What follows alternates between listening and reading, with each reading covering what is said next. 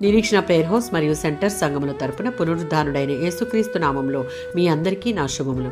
ఈ దినపు దేవుని వాగ్దానం మత్తయి సువార్త 6వ అధ్యాయం 16వ వచనం. మీరు ఉపవాసం చేయునప్పుడు వేషధారుల వలె దుఃఖముఖులై ఉండకుడి. తన ఆధ్యాత్మిక జీవనం కోసం శరీరాన్ని అదుపులో ఉంచుకునేందుకు, దేవుణ్ణి వెతికేందుకు స్వచ్ఛందంగా ఉపవాసం ఉండడం అని దీని అర్థం. ఉపవాసాన్ని మౌన ప్రార్థన అని కూడా పిలుస్తారు. మనుషుల మెప్పు కోసం ఉపవాసం ఉండడం అనేది వేషధారులను సూచిస్తుంది. మీరు ఉపవాసం ఉన్నప్పుడు అని క్రీస్తు ఇక్కడ చెప్పడంలో ఉన్నటువంటి అర్థం ఉపవాసం మంచిదని, తగిన పని అని ఆయన భావించాడు. ఒకప్పుడు ఆయన 40 దినాలు ఉపవాసం ఉన్నాడు. ఆధ్యాత్మిక ఉద్దేశాల కొరకు పాటించాల్సిన క్రమశిక్షణను సూచిస్తుంది. ఈ క్రమశిక్షణను క్రీస్తు కూడా ఆచరించి చూపించాడు. 35వ సంకీర్తన 13-16 చరణాలలో దేవుని తీర్పుకు నిస్సందేహంగా తగిన వారంగా దావీదు శత్రువుల యొక్క లక్షణాలు ఇక్కడ తేటతెల్లమవుతున్నాయి. మొదట్లో దావీదు వారి మేలు కోసం ప్రార్థించినట్లు అనిపిస్తుంది. అయితే వారి ప్రవర్తనలో ఇంకా చెడుతనమే కనిపిస్తూ ఉంటే దావీదును పరిశుద్ధాత్మ వారికి శిక్ష వచ్చేలా ప్రార్థించేందుకు పురుకొల్పాడు.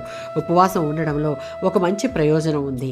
మత్తయి సువార్త 6వ అధ్యాయం 16-17 వచనాలలో ఉపవాసం అనున్నది ముఖ్యంగా ఒక వ్యక్తి దేవుని పట్ల తన ఆత్మకు విధేయత కలిగించుకుని మరింత దేవుని కృపను, దేవుని సన్నిధిని అనుభవించుటకును, మరియు మన వ్యక్తిగత పాపాలకు తగిన ప్రాయశ్చిత్తం పొందుటకును, మరియు ఎజ్రా, నెహెమ్యా, ఎస్తేరు ప్రార్థించినట్లుగా సంఘము, జాతి, దేశం యొక్క పాపముల కొరకు దేవుని సన్నిధిలో విలపించుటకును, మనలను దేవునికి దగ్గరగా తీసుకురమ్మని అడగడానికినే, మనలను దేవుని నుండి దూరపరిచే అంధకార శక్తులపై పోరాడుటకును, ఏదైనా క్రొత్త పని ప్రారంభంలో దేవుని కృప కొరకు వేడుకోవడానికి, మనలను మనం ఆత్మీయ క్రమశిక్షణలో స్థిరపరచుకోవడానికి చాలా అవసరం.